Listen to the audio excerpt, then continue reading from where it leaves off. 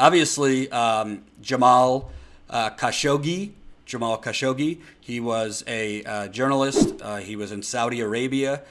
He was well known there. He was brutally murdered in the embassy in Turkey, I believe it was. So he was murdered in the Saudi Arabian embassy in Turkey. And he was there essentially, I believe that he was, I guess he was getting remarried to somebody else. So he had to get his divorce finalized. I think that's what happened. So he went in there just thinking this was a paperwork kind of thing, and then he was brutally executed. And from all reports, his body dismembered, and it was a coordinated. There's a lot of evidence that it was a coordinated and came from Saudi Prince Mohammed bin Salman. Mohammed bin Salman basically ordered the execution of a journalist. So this is what happens in fascist dictatorial countries. And President Trump, from the beginning, Sway says dismembered alive. From the beginning, Trump has kind of played dumb. You know, he's always down with a good conspiracy theory, but not exactly when there's evidence for something, not really down for that. So he kind of played dumb, kind of said, well, you know, we're still looking at the evidence, even though Turkey has the audio and has shown the United States the evidence. So we'll have to see what happens. We'll have to see, you know, this is a tough world. And really, it became quite evident that, and press the share button. Let's get this out. Press the share button on Facebook, because we're on Status Quo's Facebook page, not my Facebook page. So we don't have a ton of likes yet on Status Quo's Facebook page. So if you haven't liked Facebook, if you haven't liked Status Quo's Facebook page, go do that. Facebook.com/Status Quo. Even though Facebook's a bunch of criminals, which I'm going to talk about this coming Sunday. So, hello to my Facebook peeps watching, all 6 of you. And press the share button here. So, it kind of became evident that, honestly, even if there was video of it that was shown to Trump, even if there was video of Mohammed bin Salman, like, sitting up with his feet up at the desk, laughing while this execution and dismemberment happened live, that Trump was basically going to say, oh, you know, the world's a tough place. There's some brutal people. So this was Trump's, statement. First, the headline, America First, exclamation point. The world is a very dangerous place. The country of Iran, as an example, is responsible for a bloody proxy war against Saudi Arabia in Yemen. That's not exactly true. Trying to destabilize Iraq's fragile attempt at democracy, supporting the terror group Hezbollah in Lebanon, propping up dictator Bashar al-Assad in Syria, who has killed millions of his citizens, and much more. Obviously, let's just say it from the start, Trump didn't write this statement. It's mostly propaganda, but it's well coherent propaganda. And we all know that Trump doesn't know how to read or write. So Trump didn't write this statement. He's just reading whatever the hell was written for him by some neocons.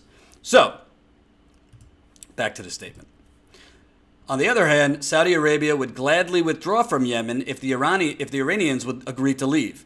They would immediately provide desperately needed humanitarian assistance. Additionally, Saudi Arabia has agreed to spend billions of dollars in leading the fight against radical Islamic terrorism. So, right here in this statement, this is literally, he's giving a statement. He's giving a statement about the murder of Jamal Khashoggi, a journalist, not an American citizen, but I think Jen put it in the chat. He was like not a full-time U.S. citizen, but had residency here. So Trump's talking, his response to the brutal murder of a journalist in Saudi Arabia is talking about Iraq, why Iran is causing the mass genocide in Yemen. He's really not getting to Jamal Khashoggi yet, I would think. oligarchs and donors, not wealth for you, the working people of America. Of the 450 billion, 110 billion will be spent on the purchase of military equipment from Boeing, Lockheed Martin, Raytheon, and many other great U.S. defense contractors. If we fully cancel these contracts, Russia and China would be the enormous beneficiaries and very happy to acquire all of this newfound business. It would be a wonderful gift to them directly from the United States. So I have to say, even though what he's saying is so vile, even though what he's saying is just so disgusting when you're talking about the murder and dismemberment of a journalist, of a basically a dictator in Saudi Arabia murdering away the dissent. This is the president of the United States. We have a freedom of the press in this country. So even though it's so disgusting what he's saying, I got to give him credit on one thing. Have you ever heard a president so openly admit the truth of this country, which is we're at endless war, not because we're under threat, but because we basically are indentured to Raytheon, Boeing, Northam Grunthorpe, General Electric. At least he's admitting it out in the open, like he's dropping the veil. He's dropping the curtain. He's letting everybody know, hey, if they want to murder some journalists, we'd rather than not, but we got to feed our donors here. We got to feed Raytheon. We got to feed Boeing. There's a reason, Raytheon and Boeing put out such kind statements about John McCain when he died. Khashoggi, he was a resident and he was employed here and lived here. He was in the process of applying for citizenship. Correct. Thanks, Jen. So he was a U.S. resident. He was applying for citizenship. And he was a journalist. So a president of the United States, who calls journalists the enemy of the people, blah, blah, blah, blah, blah. The first response to a journalist with U.S. residency being assassinated and dismembered shouldn't be, hey, well, we're getting $450 billion from Boeing, this is going to create jobs at Boeing and Raytheon, and, that's a whole other story. Paul says, don't forget Blackwater stole millions during that war. Yep. And if you've never watched on Netflix, if you have downtime this Thanksgiving, if you've never watched on Netflix, Jeremy Scahill's incredible documentary, Dirty Wars, or Dirty War? I think it's Dirty Wars. You gotta watch that. You gotta watch Jeremy Scahill of The Intercept's brilliant documentary. It's called Dirty Wars on Netflix, which is all about the secret United States paramilitary that goes into these countries. So, it's on one hand, it's so vile and disgusting what he's saying and how he's responding to this. On the other hand, I'm almost blessing in disguise that at least finally a U.S. president is putting it out in the open. Yeah. We don't send troops because of the threat. Donald Trump, we don't send troops to go and die. We don't basically bomb and drone. We don't go bomb and drone the Middle East and kill all these people because we're at immediate risk or threat to ourselves. We do it because we have to continue serving Raytheon and Boeing.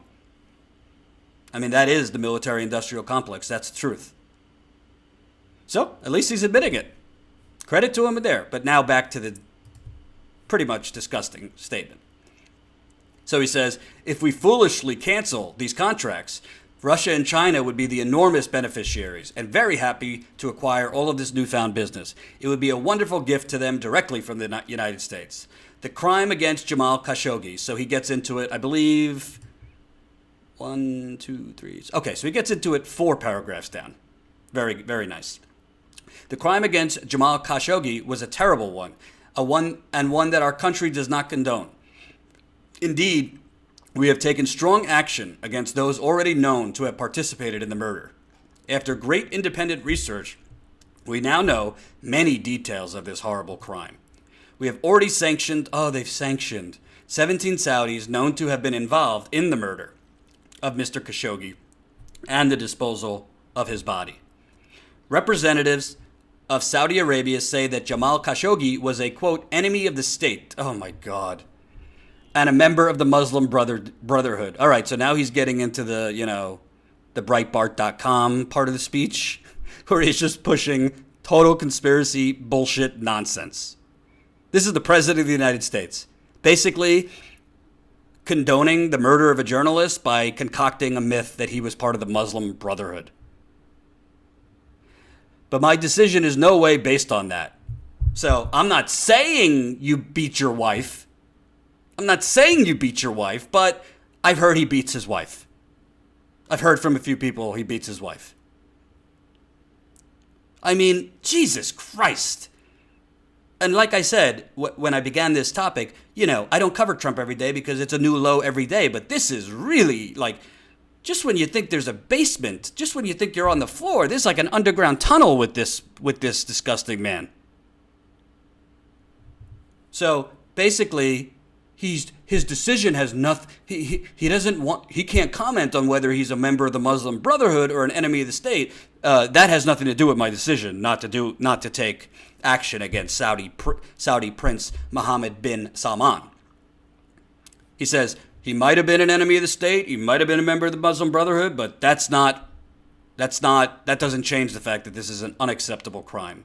King Salman and Crown Prince Mohammed bin Salman was vigorously deny any knowledge of the planning or execution of the murder of Mr. Khashoggi. Oh yeah, I'm sure they're just going to toss up their hands and be like, "You got me.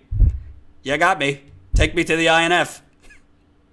Our intelligence agencies continue to assess all information, but it could be very well that the Crown Prince had knowledge of this tragic event. Maybe he did, and maybe he didn't. Oh my God. By the way, he put out this statement before he got the full CIA report. He put out this statement before he got the full CIA report. And I think the CIA, I'm the first one to say, don't automatically believe the CIA. Don't automatically believe the FBI. But you're making a statement about what you know before you even have your intelligence agency's full report on what the intelligence has found. So obviously, you seem to have a vested interest in kind of framing this as nothing, not a big deal. And Trump knows what he's doing because he knows the media is going to, throw a hissy fit for 2 days and then move on.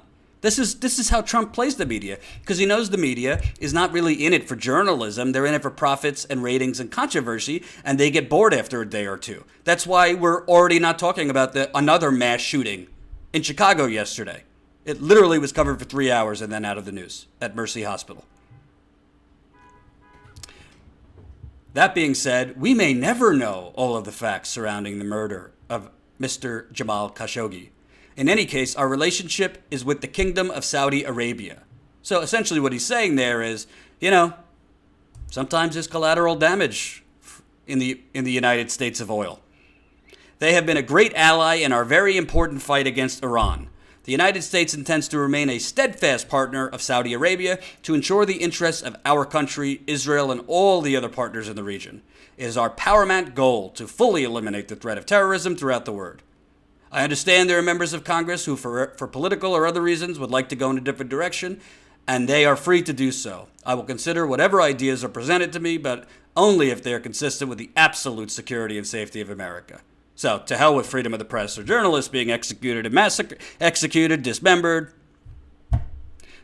When he says security of and safety of America, what that means, folks, is the security and safety of the oil industry.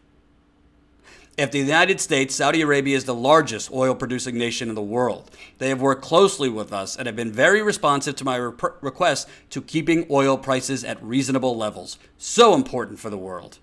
As President of the United States, I intend to ensure that blah, blah, blah, blah, blah.